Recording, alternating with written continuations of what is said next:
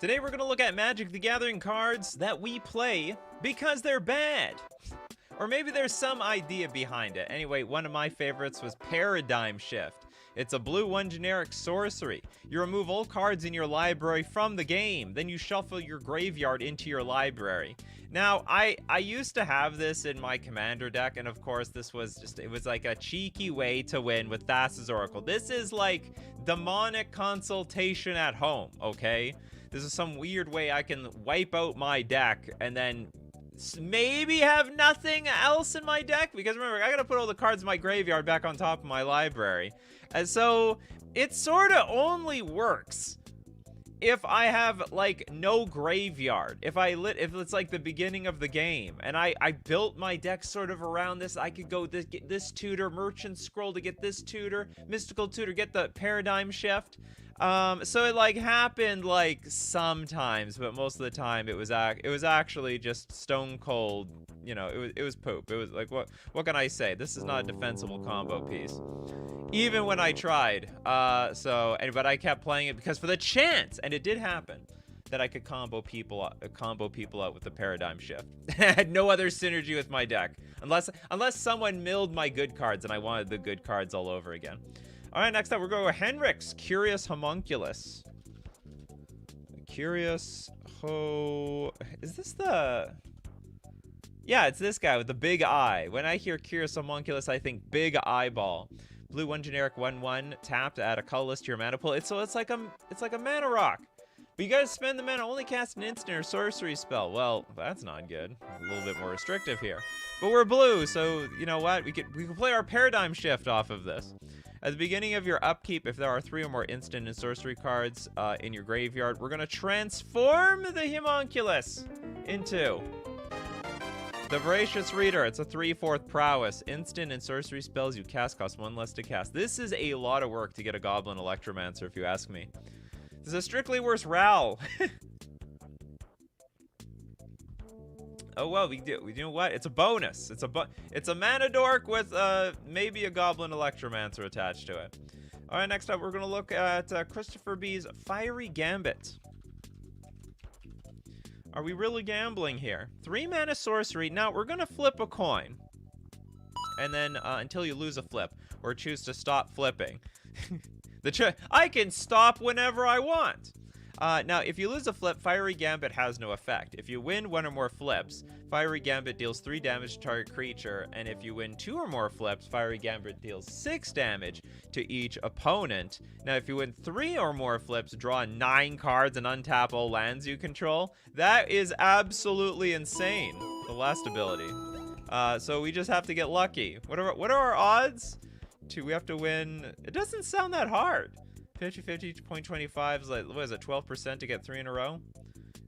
I like those odds, to be honest. And if you have a Krark's Thumb, which is basically your lucky rabbit's foot, it may not actually be that impossible. Okay, next up, let's take a look at some random mages Scrambleverse. Oh, you just like the chaos. You bring chaos to the game. 8 mana, sorcery for each non-land permanent. Choose a player at random. Then each player gains control of each permanent for which each was chosen, and untap those permanents.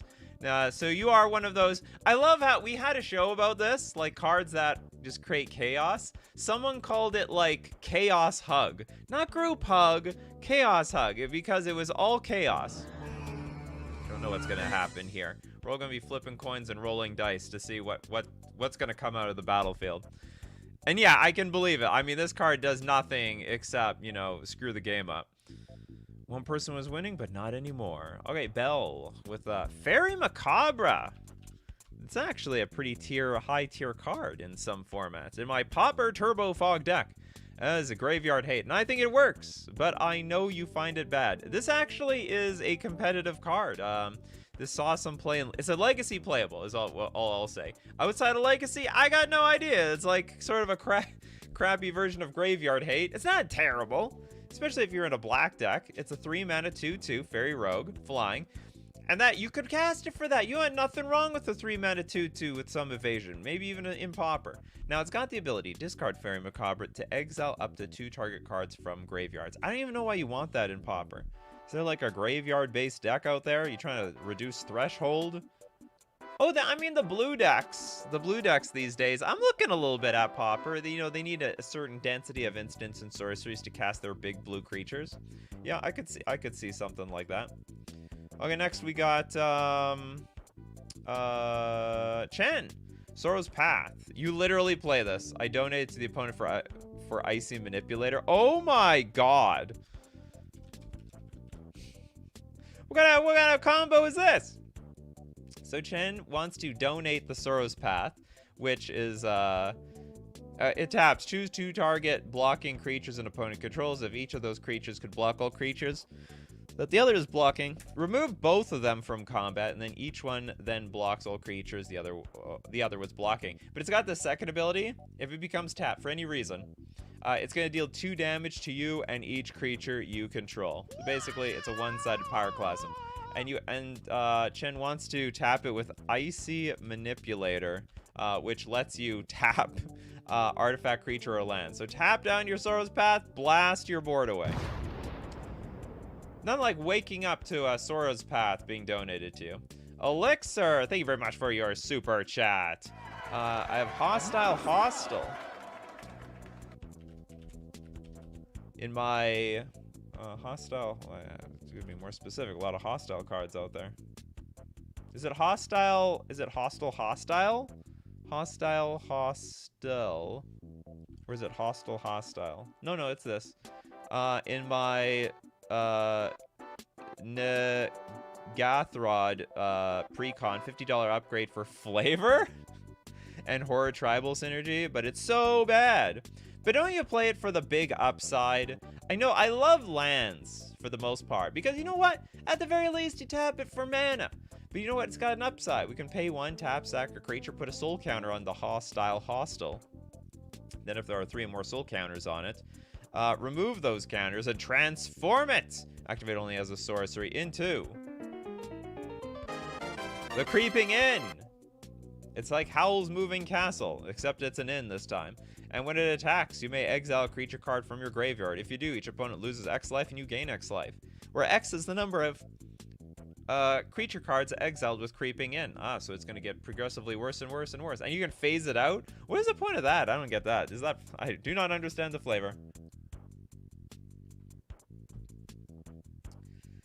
Okay, next up, we got Hexenor. It says, just started playing MTG recently. Welcome to the party, Hexenor. I play Niv Mizzet in green ramp. That's really weird, because Wooburg looks cool. Can't even proc its ability. Oh, so hold on, Niv... What, the OG? There's a lot of Niv Mizzets out there. Is there literally a Niv Mizzet, no other word? Oh, you want the Wooburg one. There's a few Wooburg ones. Supreme? I have no idea which one you're playing. Okay, it's not Reborn, because you're in a mono green deck. This one, maybe? The Guild Pact? So you want to play a Wooburg creature in mono green. That is definitely suspicious. Very, very suspicious. This one is flying hexproof from multicolor. Whenever Niv Mizzet Guild Pact deals combat damage to a player, it deals X damage to any target. Target player draws X cards, and you gain X life, where X is the number of different color pairs among permanents you control that are exactly 2 colors. I don't know if it's this one either. Oh, the guild. Oh, you did have. Okay, it is the Guild Pact. How many color pairs do you have? Like, they're exactly 2 colors? You'll have none. So you just like the flying and hexproof from multicolor for the most part. Okay, Meme Brule, thank you very much for your super chat. We've got the Bearer of the Heavens. Always trying to make it work.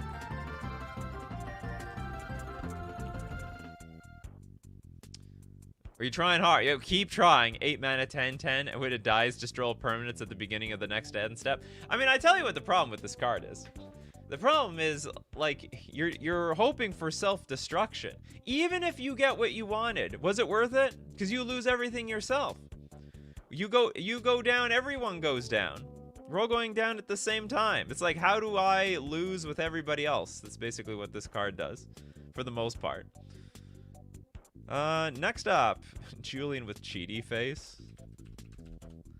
Just I know you're gonna ask about this all day. Okay, it is. I don't even know how much it costs. Could cost 2, could cost 3. I don't know. We're cheating in play. 2/2. If it's in your hand, you may sneak Cheaty Face onto the battlefield. If an opponent catches you right away, that player exiles Cheaty Face and is flying. It's not a real card. If you sneak that into the game without anyone noticing it's a silver border card, you got it. You deserve it. Pedgeman, Demonic Pact. Or Greed's Gambit, only to donate it. This is not that bad. Like, come on. Or like, is it a problem because you usually can't win with it? I could see that coming. Like, if you hardcore... You know what? This has the same problem as Paradigm Shift, now that I think about it. Like, if you play this card, you're probably dying. Like, it's got 4 abilities. You can deal 4 damage and gain 4 life. You can, target opponent can discard 2 cards, which is honestly not very strong. You could draw 2 cards, which also not very strong in Commander. And so it's got, like, minimal upside, massive downside in a Commander game. And if you don't have a donate card, I mean, it's just absolute trash. So, 100%. This card's terrible. Only good if you can... And even if you donate it, they still might destroy it. Next up, let's take a look at Kano's Echoing Truth. Man, I've been saying this card sucks for forever. Especially against Go Wide. Okay, so for blue, 1 generic insta. Oh, so you want to use it against like Go Wide strategies, like token strategies. Return target non-land permanent and all other permanents with the same name as that permanent to their owner's hand. So very good for bouncing tokens. Easy to counter. I mean, if you try to bounce one creature, they could, like, in response, kill their own creature with a removal spell. Then it basically gets countered. You don't bounce anything else, and it's just a 2-mana like bounce spell. Nothing super special. Well, I think there's a lot of better bounce spells out there, but still has that niche upside if everything goes according to plan. Steven with Briber's Purse.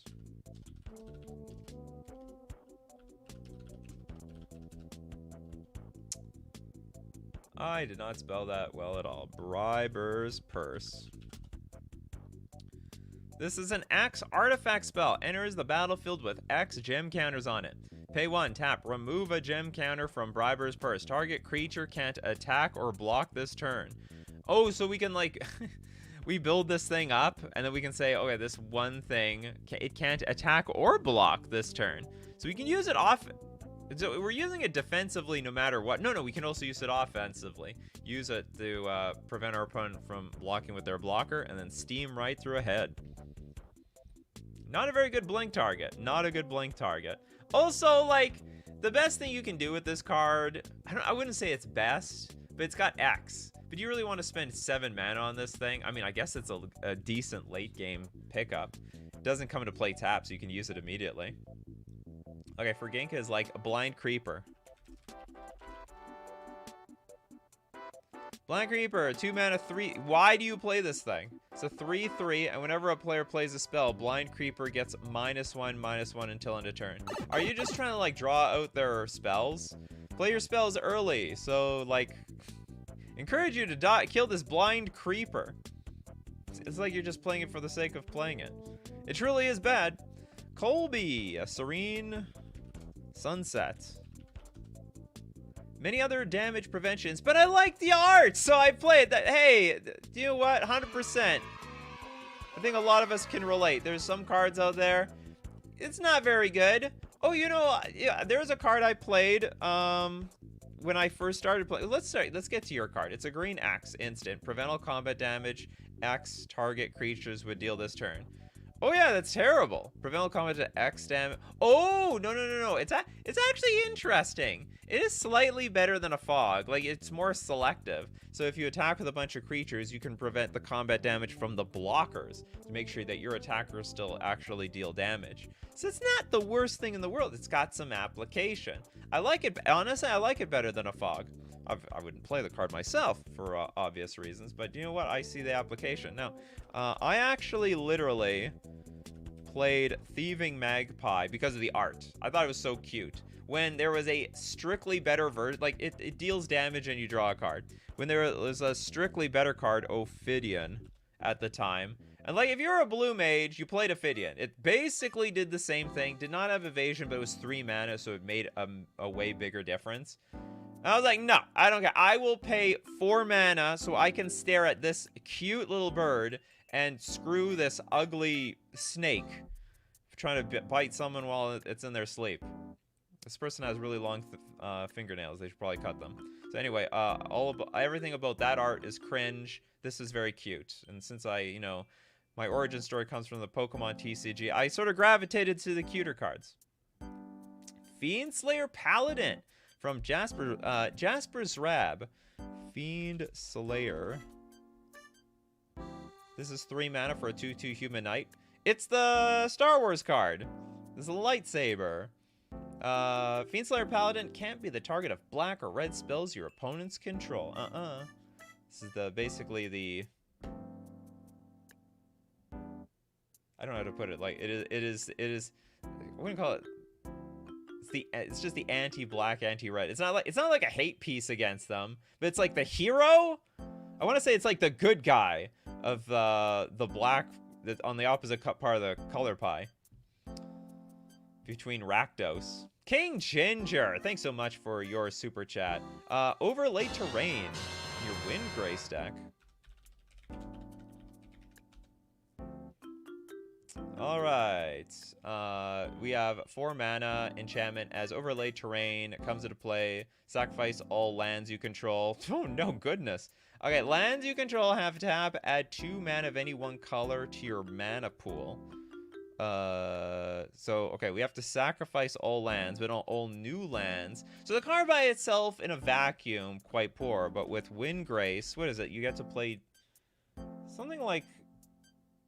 Can be your commander, discard a card, draw a card. If a land is discarded this way, draw an additional card. Return up to 2 target land cards from your graveyard to the battlefield. Yeah, so it's not a complete loss, because you know you're going to get those lands back.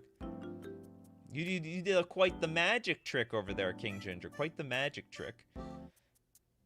Lands you control. That's interesting. I didn't even know this card exists. So one-sided Armageddon. You know, you can also combo with this card. What's it called? Brought Back? I think it's Brought Back. You get to bring like 2 permanents back from your graveyard to the battlefield. Okay, we got West Coast Games. The first ever enemy multicolor spell, the Dark Heart of the Wood. Is that true, West Coast Games? It's the first? From the dark? The first enemy color. Oh, it was, okay, so we have a green-black enchantment. You may sacrifice a forest to gain 3 life. Counts as both a black card and a green card. They really had to tell us that. So this is... I didn't know this is such an old card. I'm familiar with the newer version. I feel like this is just a completely different thing. You look at the border, the mana cost, the image, even the text. There's like nothing even close to the same.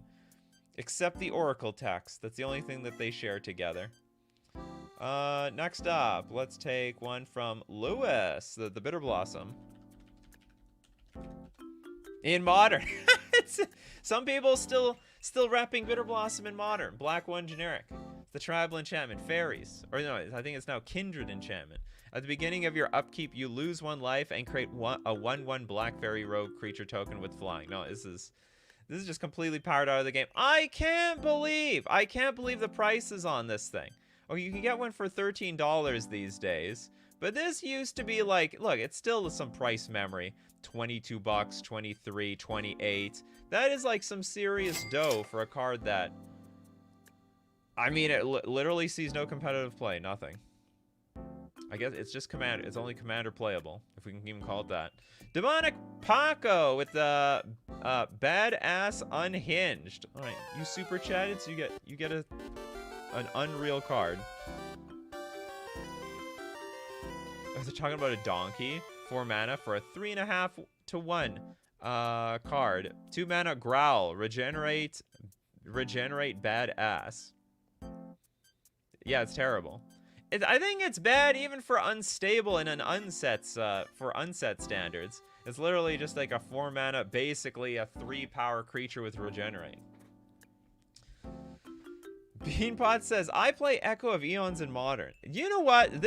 One day, this card's going to be broken. I'm telling you. One day, this card is going to be busted as hell. We're not there yet today. But it's still, like, it's 6 mana, but not really. Because it's a sorcery. It's got flashback of 3 mana. Now, each player shuffles their hand and graveyard into their library and draws 7 cards. It's Time Twister. You just need to get into the graveyard first. Question for everyone. Does anyone think does anyone even think Time Twister is broken? I know this is part of, like, the Power 9. But, like, is it that much better than, say, Wheel of Fortune? Like, do we call Wheel of Fortune the Power 9? I don't know. And this card, like, Echo of Eons, barely sees play in Legacy and does not see play in Modern. Like, it's just not really all that competitive. Like, yeah, it's a cheap version of Time Twister. It's like a budget version of Time Twister at home. Echo of Eons is pretty broken in a Wheels deck, typically a Nekusar deck. Okay, so so long you guys think that these Time Twister effects are still strong in Commander, I'm going to take your word for it. Okay, now, what's next? Dimitri is like, oh, Shizer! I forgot that I don't work during the show. Okay, no card yet. I play with 4 Planar Ally. Have yet to ever get it to be played before I won the game. Oh, that's unfortunate. Well, one day then. 5 mana for a 3/3 Angel. Whenever it's got flying, and whenever Planar Ally attacks, venture into the dungeon. Oh, you have to attack? That's lame. You gotta be playing with those cards where it just enters the battlefield and you go into a dungeon. This is a slow Angel. Guess if you get them all together, it will work. I play Shared Fate to troll my friends in my Ovar EDH deck. Shared Fate. It's like, this is when you play cards from your opponent's side of the board, right? Okay, like they play from your deck, you play from their deck. 5 mana enchantment. If a player would draw a card, that player removes the top card of an opponent's library from the game face down instead. Each player may look at and play cards removed from the game with Shared Fate as though they were in their hand. Sweet card. Chaos ensues with Shared Fate. Old Boy says, Time Twister is very abusable, but I don't think it's busted. We should have a vote to see if Time Twister really is part of the Power 9. Jess, Harmonic Sliver. Because if there's no enchantments or artifacts on the field, you can't play a Sliver. But it's my only removal for enchantments and artifacts. You can't play a Sliver?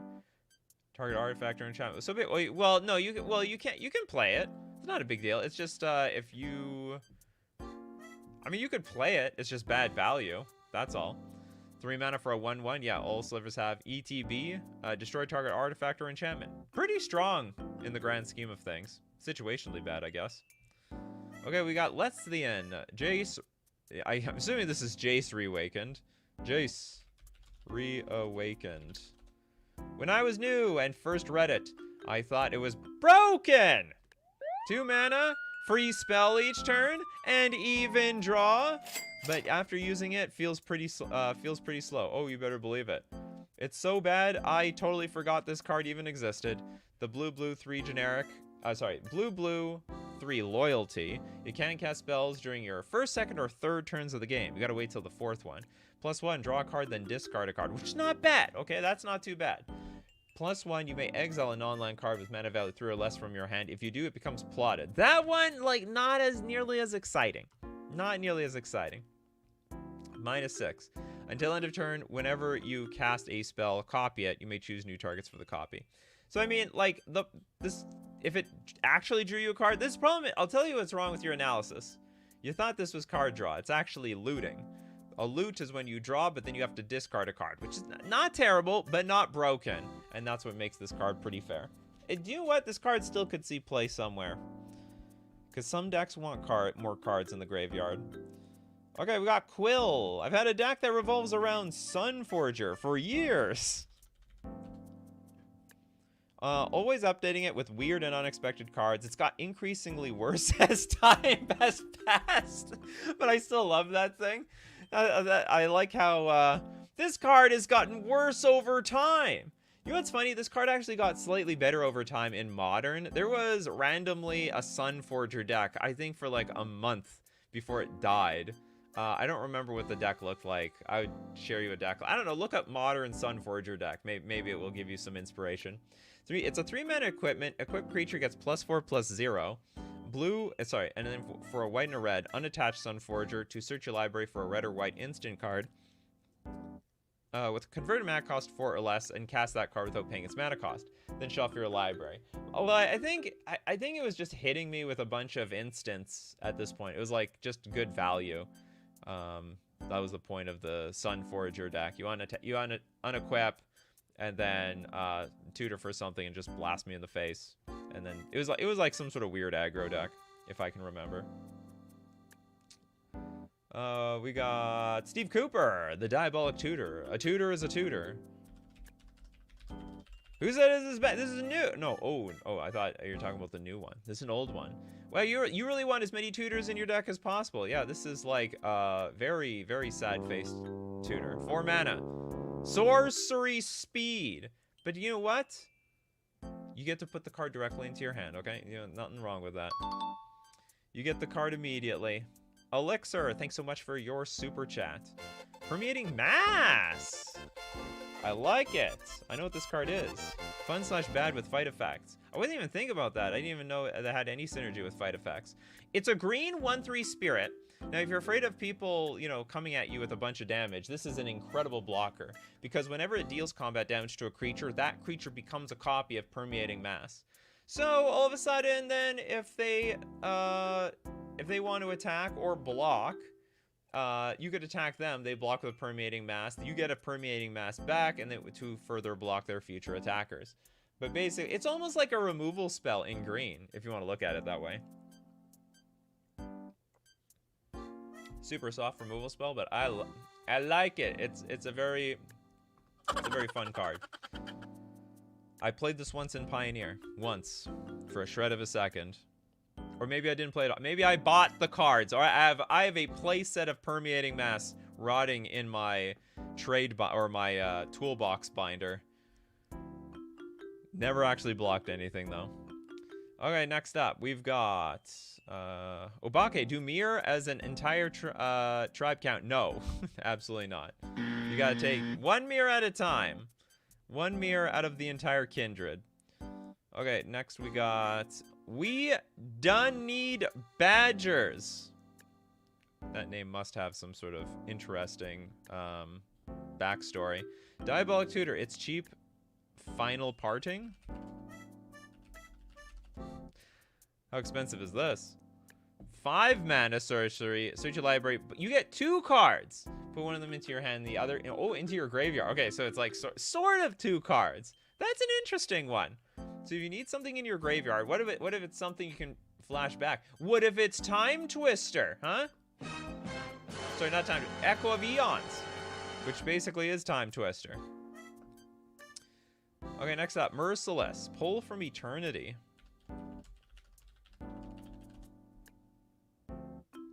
White instant. Put target face-up card that's removed from the game into its owner's graveyard. What the hell is this?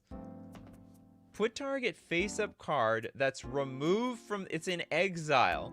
This is like one of the worst cards I've ever seen in my life. How is it? Did we ever go over this card before? Sometimes we have like just bad Magic the Gathering cards that have ever existed. Why do you need this? You must be in some metagame where they're like always exiling everything. Exile this, exile that. And so this is the idea. You're gonna bring it back from the exile straight to the graveyard. We brought the body back, and that body can be reanimated. All right, you heard the music. We're gonna look at more cards that you love to play that because they're bad. But if you want to buy those bad cards, you know where to get them from. You can get them at FusionGamingOnline.com, the first place I go to buy all my bad Magic the Gathering cards. Duskmourn House of Horror. Previews are coming out hot and quick. If there are any of these scary, spooky Five Nights at Freddy's adaptation Magic cards that you need to pre-order, you might want to get them at FusionGamingOnline.com. And also, deal of the week this week, save 15% off select high-end Magic singles. I wonder if there's any high-end bad Magic the Gathering cards. Probably some reserve list thing like, you know, what's it called? CD in a bottle. You probably, they might have those in stock. And don't forget to use coupon code Nikachu at checkout to get 5% off all your purchases at checkout.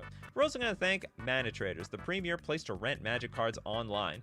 Play any deck, any format you want. You want to play Commander? You can play Commander. You can play 4-player Commander on Magic Online. You can't do that on Arena. You know what else you can do? You can play on one-on-one Commander. They've opened the leagues up and made it a competitive format. So if you're looking to play Commander in all of its forms, you might want to play it on Magic Online. And you can play every deck available when you're renting with Mana Traders. You can support the channel using my Mana Traders link in the description below, or save 10% off your first 2 months using coupon code Nikachu_F90. And back to our terrible Magic the Gathering cards. Okay, we got a super chat from John. Null Profusion. Awful in almost all decks.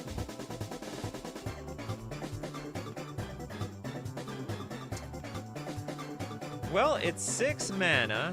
It's an enchantment. You skip your draw step. Okay, this better have Yawgmoth's Bargain written all over it, or to the graveyard it goes. When you play a card, draw a card. Okay.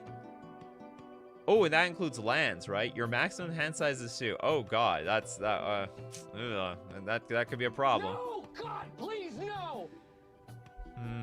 You know, the fact that it's 68 cents sort of tells me that this card might not be that good. But it looks so good. This card looks insane. And then if you play cards that draw cards, like, how do you lose? You just keep going and going and going. There's got to be a way to break this thing.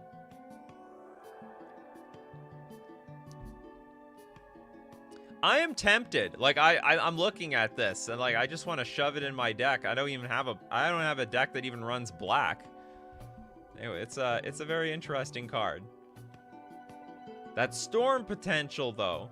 It's not even the storm potential. It's just like, it feels like you're, it feels like you're comboing off without even playing a combo deck. Because you play a land, you get to draw a card. You play a card, you draw a card. You know, you play anything. Whenever you play a card, yeah, it's whenever you play anything, including lands. I think that's bonkers. Perfects with Flubs. Flubs the Fool. There we go. Breaking it as we speak. This one day, under the right conditions, I think this card could hit danger. I think so.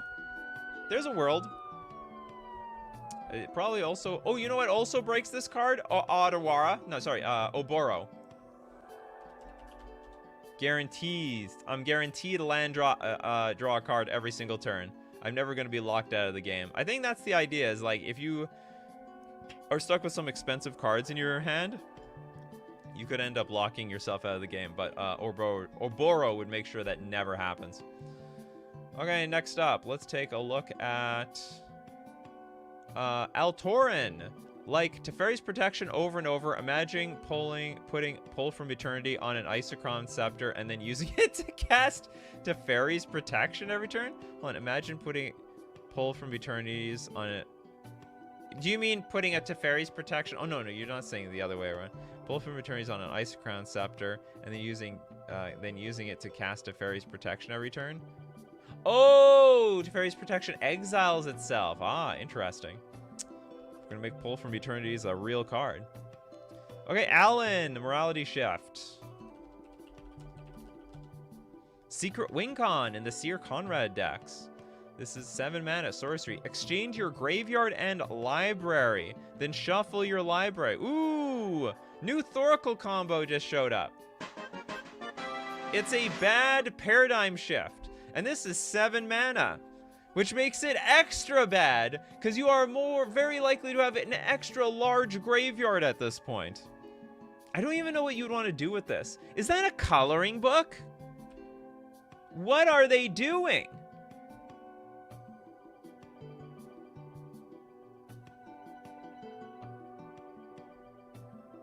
I think this is a coloring book. Stay within the lines, you... What are these, humans? Goblins? Elves? I can't tell. Maybe not elves. No pointy ears. Okay, next up, we're gonna take the super chat from Rubix. Entomb. Entomb. You know, some people thought that should be banned.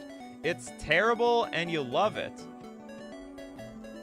What do you all think? Is Entomb a bad card? I don't know. I don't know how you're using this card, but this card was in contention of being banned in Legacy. So I don't know how you're using this. Is it like, are you using it as a deck thinner or something? I'm trying to think of like, what are some bad, I guess if you do not have any reanimation strategy, this card could be bad. If it's strictly for like, even for flashback cards like Echo of the Eons, that's not too bad. Entomb was banned in Legacy for years? That must have been a long time ago. Because I've been playing Legacy for like 14 years and I don't remember it being banned. But I believe it. It's a 1-mana tutor. Hey, well, it's a 1-mana tutor to your graveyard. So I guess if you don't know how to use, if you're not using your graveyard in a big way, probably is a pretty fair card. Outside, I mean, it's busted. It's just a strange suggestion. Okay, moving on. Yeah, we see in the comments a lot of people are afraid of Entomb. You know, they see it. Someone plays Entomb, and all of a sudden, you know, the game is slipping out of their hands here. Okay, we got Elise, a wild mage, with Magus of the Bazaar. Oh, is that the Bazaar of Baghdad? That's a creature. Yeah, it's a 2-mana 0/1 human wizard. Tap to draw 2 cards, then discard 3 cards. You know what? I could see, in the right deck, I could see that work. Like it needs to be super graveyards oriented though, where you, like, basically you don't really even care to have cards in your hand. You just mostly want them in the graveyard. I love it. Probably very underrated. I wonder. Okay, it sees like no play at 2 mana. I wonder if it would see play at 1 mana. Just 1 mana.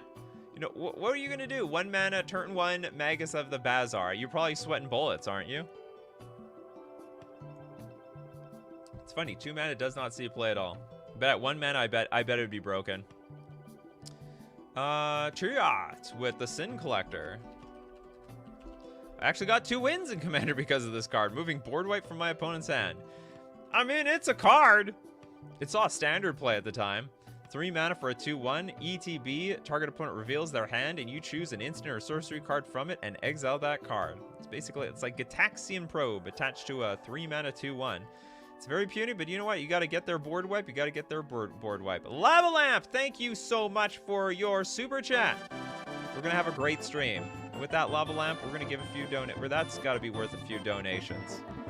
Let us hand out them donations to, let's give one to Altorian, the Library of Lang.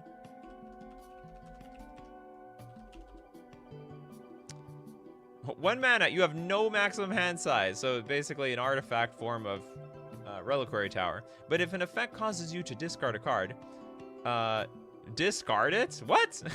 If an effect would have you discard a card, yeah, go ahead and do that. But you may put it on the top of your library instead of into the graveyard. Wow, is it still considered discarding if it doesn't go to the graveyard? Oh, it's a weird conundrum, in my opinion. This feels wrong. Next, let's get one from... Who hasn't got a card? Who hasn't got any cards yet? VHB Master, Hostile Negotiations. You want to be hostile around here? A clunky fact or fiction? I mean, it's still a 4-mana instant. Exile the top 3 cards of your library in a face-down pile. Then exile the top 3 cards of your library in another face-down pile. Look at the cards in each pile. Then turn a pile of your choice face up. An opponent can choose one of those piles. Put that pile into your hand and the other into your graveyard. You lose 3 life. That's crazy. You actually, in addition, there's no guarantee you even get the pile that you want. And no matter what, you're gonna lose 3 life? It's like, how do they, I don't even think this is even a balanced card. Or how do I put it? It probably didn't even need that ability. I think 4 mana for its original effect was totally fine enough. It's gonna be a pretty difficult choice, or I don't know if it's gonna be that difficult of a choice for your opponent. Like, it's 50-50, right? It's 50-50 whether your opponent gives you the good pile or the bad pile. Whereas with Fact or Fiction, you'll always get the good pile because you're making the choice. Okay, next up, let's give one to Who does not have a card either? Hamad. Azor's Allocutors. Allocutors. I've never won with this, and most of the time it's just an overcosted blocker, but the flavor is too much to not put in my Grand Arbiter deck. The 5-mana 3/5 Human Advisor. At the beginning of your upkeep, put a filibuster counter on Azor's Allocutors. Then, if Azor's has 5 or more filibuster counters on it, you win the game!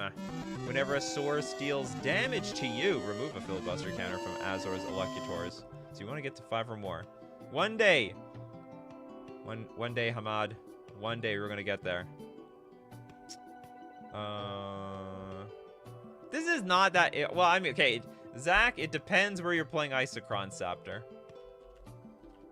If you're playing it in Modern, 100% Isochron. If you're playing this card in Modern or Legacy, 100% this card's bad. If you're playing it in Commander, I mean, this card's like one of the best cards in Commander. It's like, it's sort of weird. Cards like this are almost stock and standard, even in high power decks. I would not have seen that coming. Okay, Elixir with the Permeating Mass signed by... Oh, what you want? White border or want to buy Permeating Mass signed by Nikachu? Oh, you want to buy it. Find me at an event with Permeating Mass. Okay, we'll donate that one to Robo Toaster Chad. Do or die. Is that a card? Oh, damn it. I gotta put do die. It's probably gonna work. There we go. Damn, Scryfall. If you put the word or, it finds every card that says do and die. Okay, black 1 generic sorcery. Separate all creatures target player controls into 2 face-up piles. Destroy all creatures in the pile of that player's choice. They can't be regenerated. It's basically the Liliana conundrum. All right, I'm going to separate everything. 2 piles, you choose one, you sack the other. Almond, Gaia's Blessing. Gaia's... Stupid bad anywhere outside of a Corvold Land Matters deck, and even it's still pretty bad. This actually is more competitive than you might think.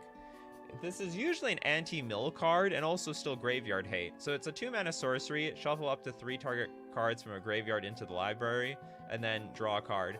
When Gaia's Blessing is put into your graveyard from your library, shuffle the entire graveyard into your library. Okay, Evan with Goblin Game. Yeah, see the chaos. It's almost like a Chaos Hug. This is a Chaos Hug card.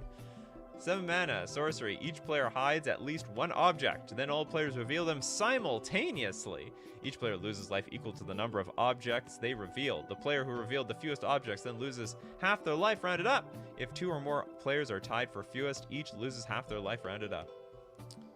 I wonder how people feel. Oh, I got the 7 mana. Goblin Game. It's Goblin Game time. Super chat from Kagan. Thanks so much. I love running the Caribou range. Because Caribou. You're a Caribou fan, huh, Kagan? They look like Santa's reindeer. This is a 4-mana aura. Enchant land you control. Tap, and also pay double white. Put a 0/1 white Caribou creature token into play. I don't quite understand the point of this card. Sacrifice the Caribou to gain a singular life point. Okay, just gotta get them life one at a time, I suppose. This is terrible. Is there any synergy with Caribous anywhere? For anything?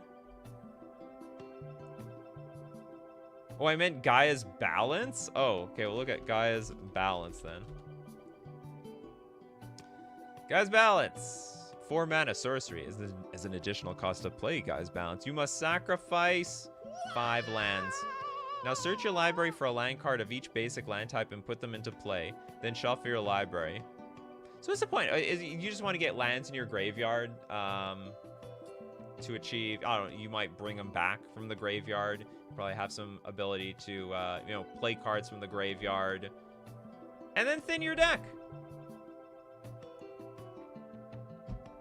Which honestly I think are all bad reasons to play the card in the first place.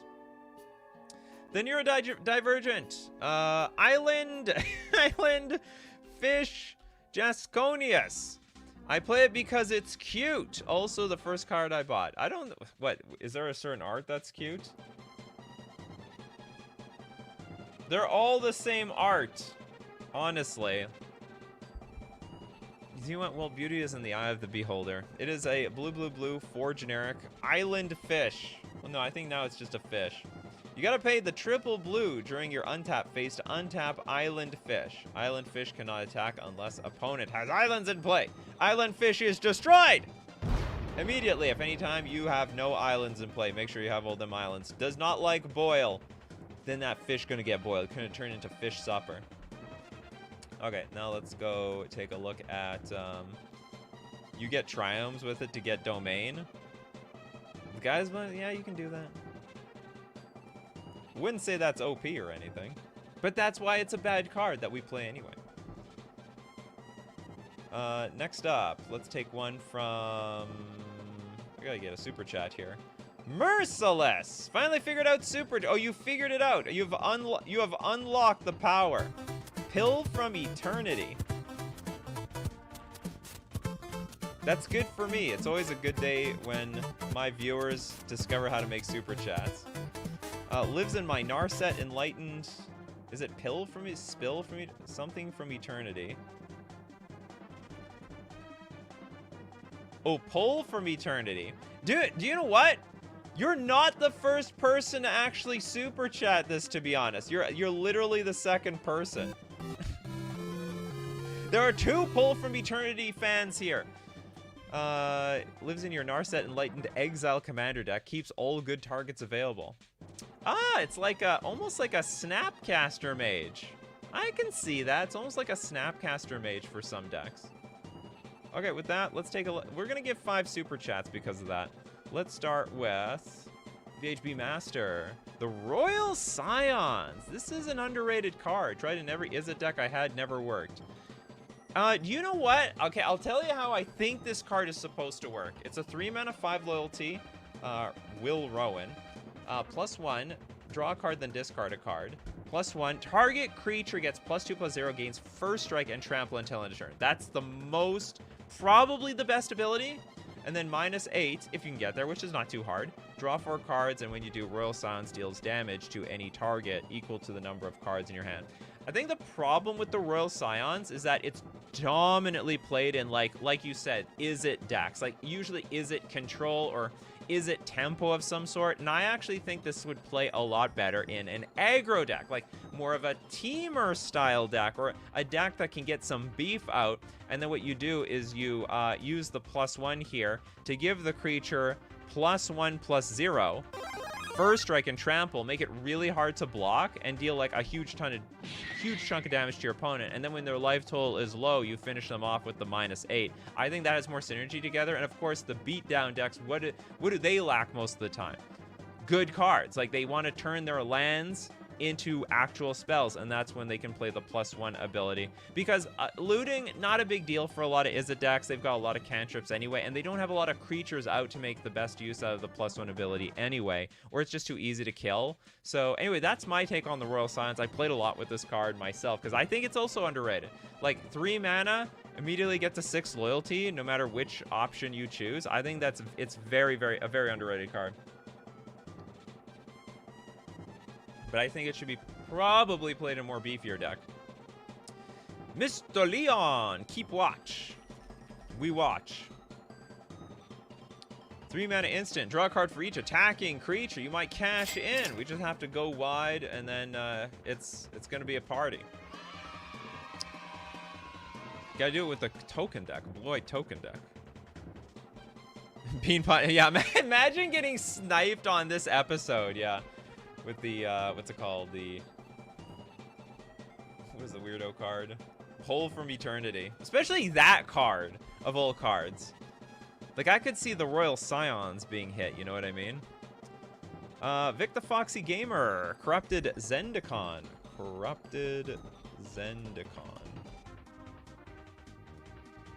2 mana Aura. Enchanted Land. Enchanted Land is a 3/3 black ooze a creature, it's still a land. When an enchanted creature is put into a graveyard, return that card to its owner's hand. When an enchanted land is put into a graveyard, return that card. I'm assuming it's talking about the land, not this enchantment. So this is like, I'm assuming I have some sense like we're putting this on someone else's land, but maybe not, because they get the land back if you destroy it. So I guess you just put it on your land to make infinite 3/3 creatures. Yeah, this one's a head scratcher. I don't see a huge upside. But then again, these are the cards we play because they're bad anyway. Matty Matsit! Rafiq of the Many. I thought this was a good card. Pet Commander and Representative for my favorite block, Alara. But it's been power crapped and doesn't see much play anymore. Do you know what? F's in chat for Rafiq of the Many. Was many good, and now is many bad. 4 mana for a 3/3 with Exalted. Whenever a creature you control attacks alone, it gains double strike until end of turn. Yeah, we have... I tried to super chat, but something is not working with YouTube. I hear that a lot, actually. You're not the first person. It's like, I don't know how people unlock the power to super chat. Kano, Dramatic Reversal. I thought this is a really good card in Commander because of Isochron Scepter. Yeah, isn't this like a busted ability? Like, isn't that like a super common promo? Look at this. This game night version is worth $19. I have no idea why. Wow, $19 to pay for that logo here. Does not seem worth it. Merciless, I sniped myself. I just didn't know how to super chat. Oh, that was yours? Okay. So it was like, it's not a real snipe. It's like you're just paying post getting the card. That's fine.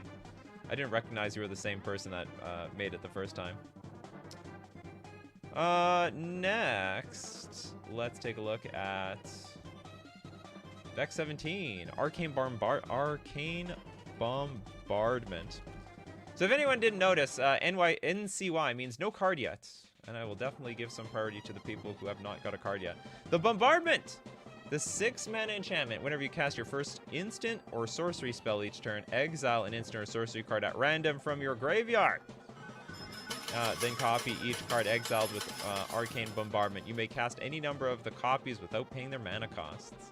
So it's like, whenever you cast your first instant or sorcery spell each turn, so it's just a bit of a gamble. Hopefully you have only good stuff in that graveyard.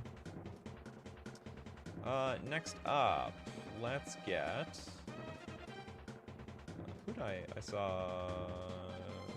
This.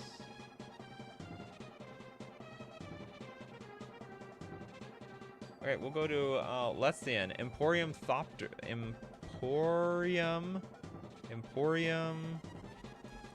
Thopterist.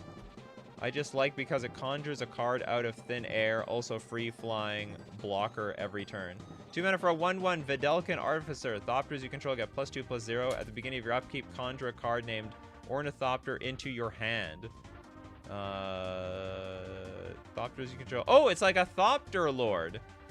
And you can conjure another Thopter called Ornithopter. Oh, this is an arena card. It honestly doesn't look that bad. It looks pretty good. Oh boy, Undiscovered Paradise in my Hokori stack. To have a guarantee 2nd mana every turn, I also play Null Rod effects, so Artifact Ramp is no option. Okay, tap, add 1 mana of any color to your mana pool at the beginning of your next end phase. Return Undiscovered Paradise to its owner's hand. So is this is it a landfall card? Yeah, your 2nd mana every turn. Also, I play Null Rod effects, so Artifact Ramp is no option. But it's also good for landfall, because you have to return it back to your hand. It's not too bad. Okay, back to the super chats. We got Kagan. Is Wellspring bad enough? Well, you tell me.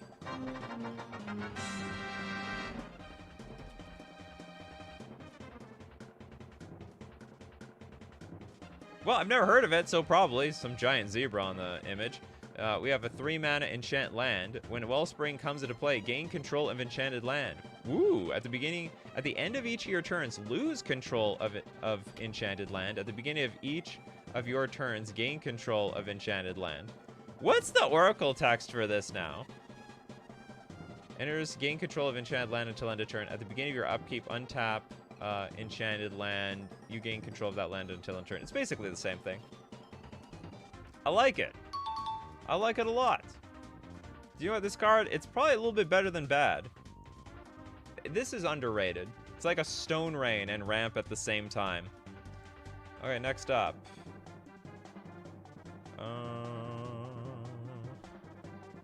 Wandering Picked. I'm still trying to make Experimental Frenzy work. Work harder, Wandering Picked. How are you? Why is it so hard? This was like a tier 1 card in both like Modern, Pioneer, and Standard at one point or another. It's a 4-mana enchantment. You can look at the top card of your library anytime. And you may play the top card of your library anytime. I mean, it's like a Bolas's Citadel in red. And you can play cards from your hand. Oh, sorry, you can't play cards from your hand. 4 mana, destroy Experimental Frenzy. But so the idea is you just play off the top of your deck. Oh, got a land? Play the land. Oh, found a spell? Play the spell. And hopefully chain them over and over and over again. I think this is a great card. Vic the Foxy Gamer! Mystic Genesis. Does anyone even know this one? Not me. This is the first time. This looks like Glacius from Killer Instinct. It's a blue, green, 2 generic instant. Counter target spell. Now create an XX green ooze creature token where X is that spell's converted mana cost. It's like almost like a cryptic command. Counter target spell, get a creature. All in one. Chris Bonehead, Territory Forge. 5 mana is a lot to copy your opponent's artifact land. Is it? I guess so. 5 mana, artifact, ETB. If you cast it, exile target artifact or land. And then it has all activated abilities of the exiled land. So it's not copying it, right? We're also blowing up a land at the same time. That land goes... That's the end of that land. That is, however, it's a more expensive version of this enchantment. Wellspring. Well, this is a strictly... Wellspring is a strictly better Territorial Forge. In my opinion. Or I guess you have to give the land back every other turn with Territorial Forge. Sorry, with Wellspring. With Territorial Forge, you get to keep that land for forever. Forge is an anti-1 ring card. Exile target artifact. Oh, look at that. We got some tech there. Looking to beat the 1 ring. Look no further. Territorial Forge. Stranger Candy. We have a friend in our play group that we helped upgrade his precon a bit. And for some reason, amongst the cards in that deck was Rock Egg. We don't know why he added it. We haven't told him. Maybe it's the original Rock Egg? Hold on, Rock Egg. Was it the OG? Oh, I was thinking of the other egg. Okay, white, 2 generic, 0/3, defender. When it dies, create a 3/3 white bird creature token with flying. Maybe just preparing for when you guys play Obliterate. You ever think about that? You go for the mass board wipe. In the end, this is going to be a 3/3 creature. Or someone plays Wildfire. Or maybe this is just a Wildfire deck. Is there Wildfire in the same thing? Yeah, I think I was thinking of Rock Egg. But this is Rock Egg. Apparently 2 different eggs. Rock. Maybe there's a Rick. Is there a Rick egg? Let me look up Rick egg. There is a chimeric egg. Okay, there's a lot of eggs out there. So I guess there is there a rack egg? No. There is not.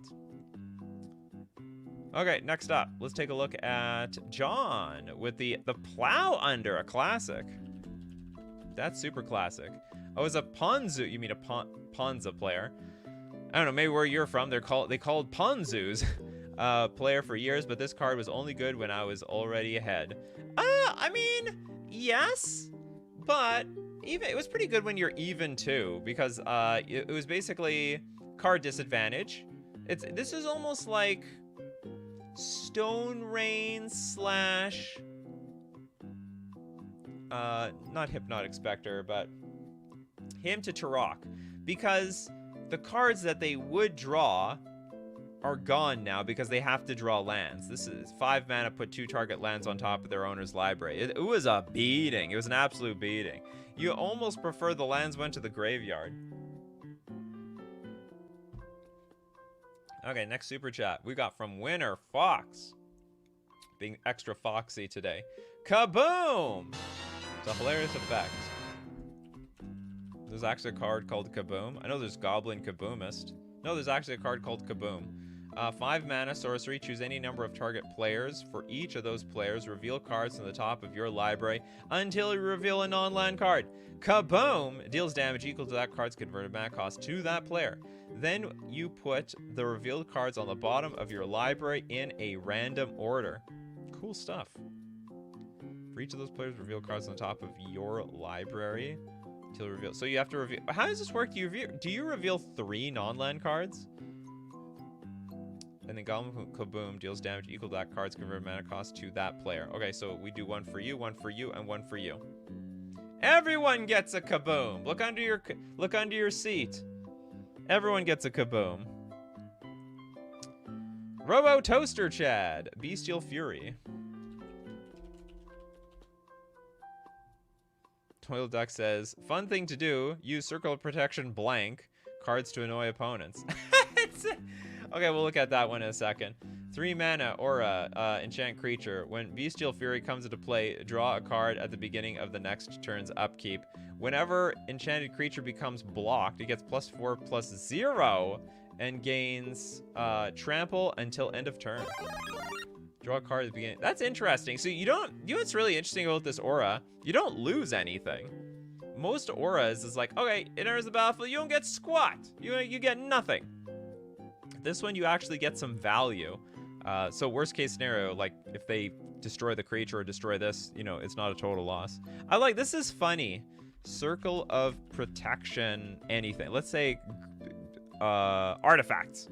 You know, just to annoy opponents. I can totally see how people would take it personally.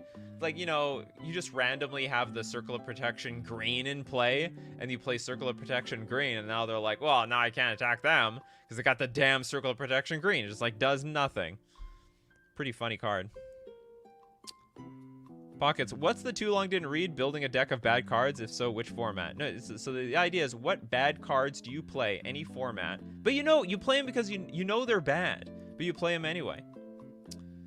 Okay, next up, we've got the Phoenix Down with a Questing Feldegriff. I wonder what's up with this. When I was a kid, I loved this card. Oh, so it's nostalgia, is it? It's there for nostalgia reasons. We got for blue, white, green, 1 generic. The 4/4 Feldegriff. It's not bad. You know, honestly, it's not bad. I think it aged relatively well. It gets +1/+1 until end of turn. Target opponent puts a 1/1 green hippo creature token into play.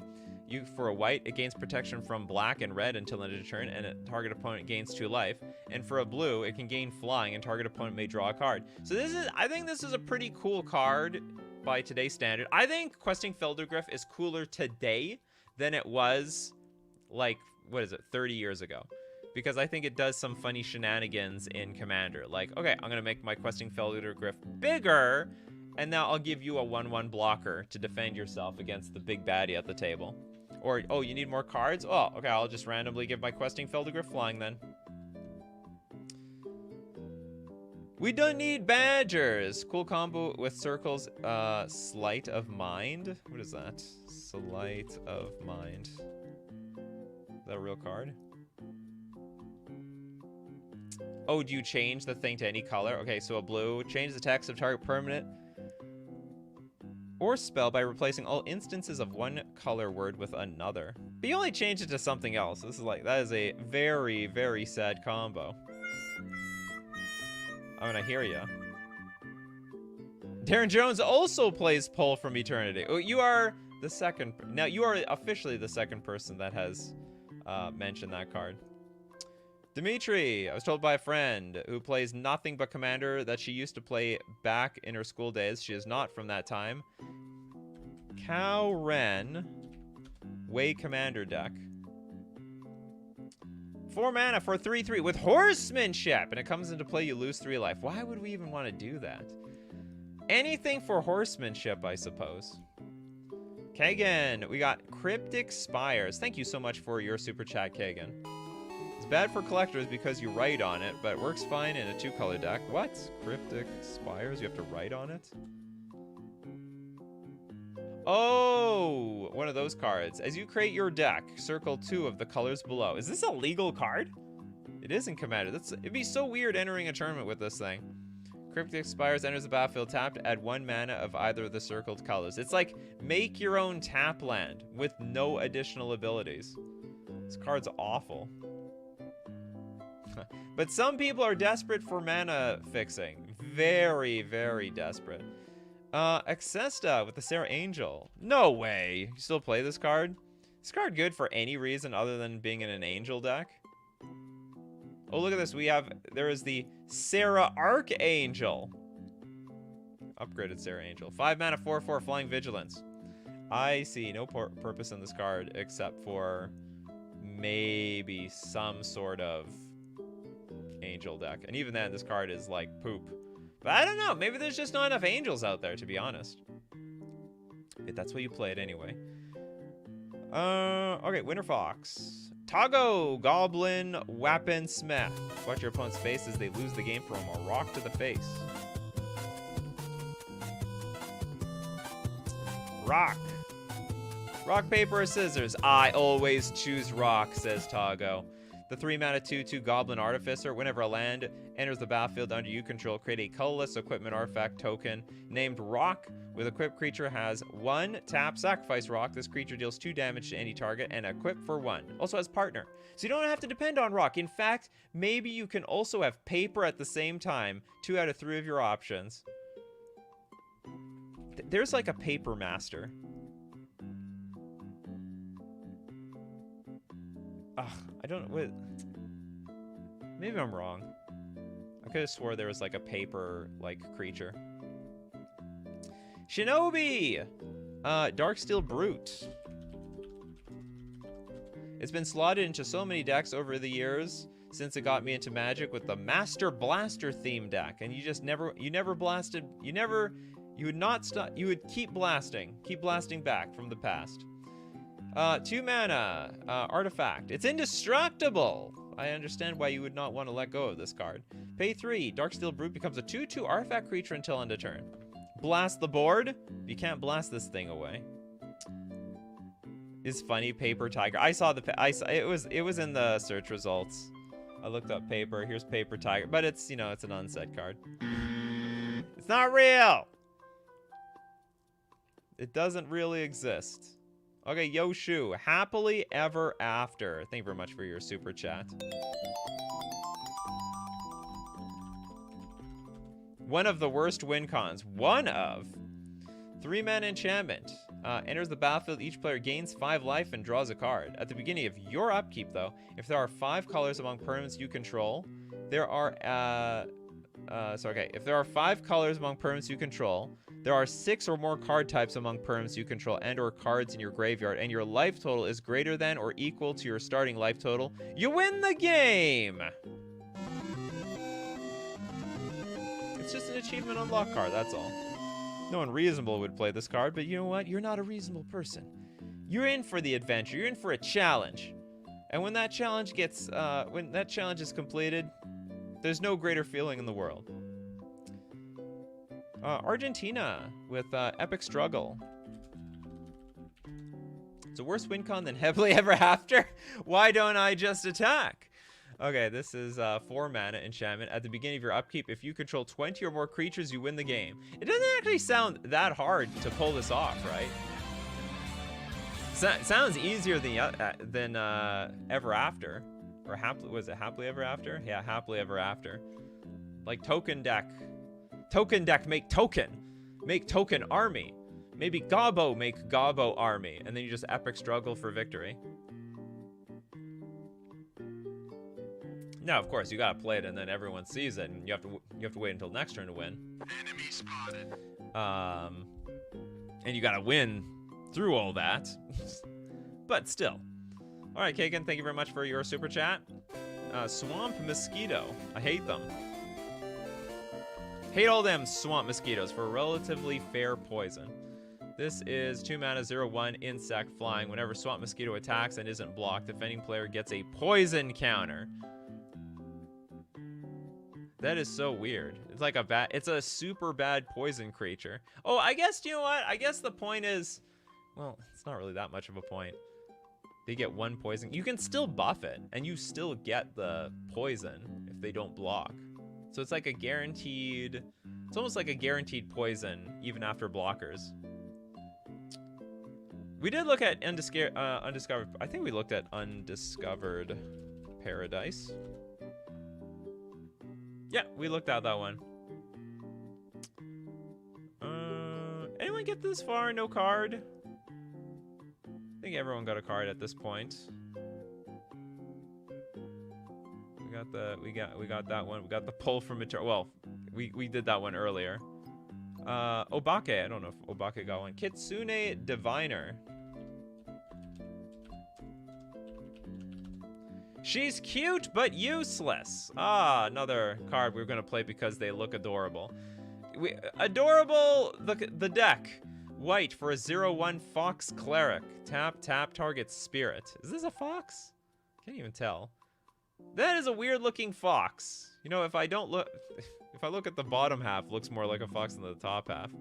It looks like a Pokemon, to be honest. If there's anything this looks like, it's a Pokemon, in my opinion. Merciless is like, I don't play many bad cards. You know what? We're in the same boat. I don't know if it's bad per se, but I play Mystic Enforcer. Oh, that's a bad card because I really dig the art. There we go. This is great response. I think anyone, okay, maybe that should be another show. Cards we play only because the art looks great. Mystic Enforcer is a white-green, 2 generic, 3/3 human nomad mystic. Protection from black with threshold, and as long as 7 or more cards in your graveyard, Mystic Enforcer gets +3/+3 and has flying. I did play this at the time. I thought it was good. Okay, Turkey of Squirrel gets Eater of... You really play this? Why? I guess you have a Stifle strategy? 4 mana, 9/8. Flying Trample. When Eater of Days comes into play, you skip your next 2 turns! A danger! But not for them, for you! Lava Lamp. Vidalcan Mastermind.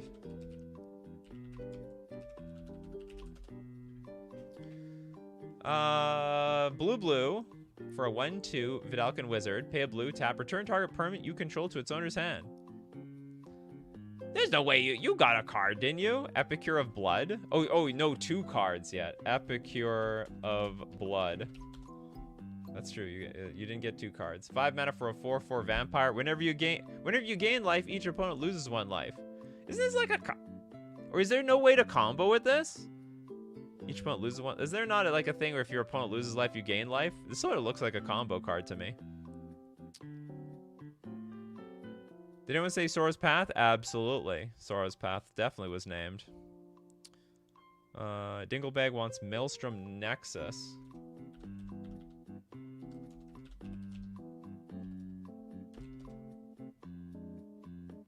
Wooburg. Enchantment. The first spell you cast each turn has Cascade.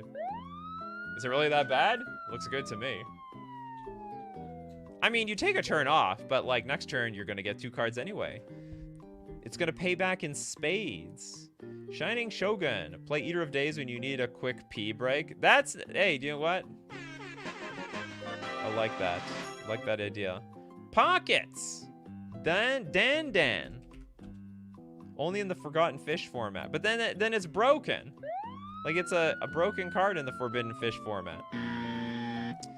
We got, if the bad card is good in its format, then it's not bad. It's good. Sleazy, Tomb of Umari.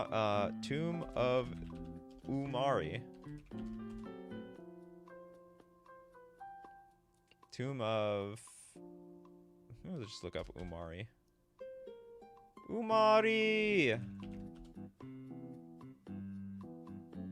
Or does this thing not exist? Okay, hold on. Maybe it's Tomb of... Is it Tomb of You? Urami! Tomb of Urami. Ooh. Maybe this is just an underrated card. It's a legendary land. Tap, add a black to your mana pool. Tomb of Urami deals 1 damage to you if you don't control an ogre. And then for 4 mana, tap, sacrifice all lands you control to put a legendary 5/5 black demon spirit creature token with flying named Urami into play. Do I have good intro music for this card? There we go. I like this card because, like, if you're about to win the game, you're like, just like, screw it. Just sack all your lands and go for it. Lord Trevor Peebles with the super chat. Thank you so much. Long time no see. The card I use is Time Sifter, making it so I can manipulate the turn order and cause chaos. Just remember to bounce it. 5 mana artifact. At the beginning of each player's upkeep, each player removes the top card of their library from the game. The player who removed the card with the highest converted mana cost takes an extra turn after this one. Oh god. And then if 2 or more players' cards are tied for the highest cost, the tied players repeat the process until the tie is broken. So you want to, so you can manipulate the turn order and cause chaos. Don't you want to hog all the turns for yourself? Each player removes the top card of their library from the game. The player who, I don't know how you manipulate it. I would just assume,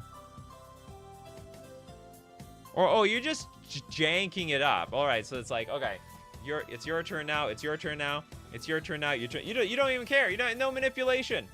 No manipulation needed. Just chaos. Just pure chaos. All right, that's it for Coffee and MTG today. Thank you very much for joining the show, sharing with me all your terrible Magic the Gathering cards that you love to play anyway.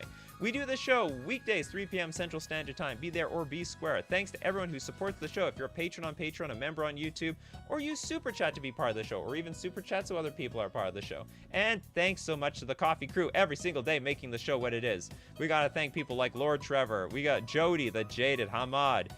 We've got Turkey, Steve Cooper, Kano, Ferginka, Old Boy. We done need Badgers. Argentina, Dinglebag, Evan, Jess, Summer Mermaid Star, TC Josh, Paul Raw, King Ginger, Dr. Nemo, Lord Trevor, Phoenix Down, Bell, Merciless, Robo Toaster, Yoshu. Because you guys are the crew that makes the show what it is. So, as usual, keep brewing up them coffees, Coffee crew, and we'll keep brewing up the magic. And take care of yourselves, and we'll see you at the next cup.